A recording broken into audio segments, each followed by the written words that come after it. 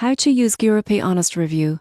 Properly beginner mistakes that cost you. GiroPay is a popular online payment method in Germany, but beginners often misread reviews and make costly mistakes. Here's how to use GiroPay reviews properly. The first mistake is assuming it works like any other online payment. Most people get this wrong by expecting instant transactions outside Germany. Reviews often clarify which banks support GiroPay and transaction times. Second mistake, ignoring fees and limitations. You won't believe how many users are surprised by limits on transaction amounts or additional bank charges. Honest reviews share real user experiences with costs and restrictions. Third mistake, overlooking authentication steps. The surprising truth is that GiroPay requires specific banking credentials and two-factor authentication. Reviews often highlight common errors beginners make during verification. Fourth mistake, assuming all merchants accept it. Many people forget that GiroPay is limited to German merchants.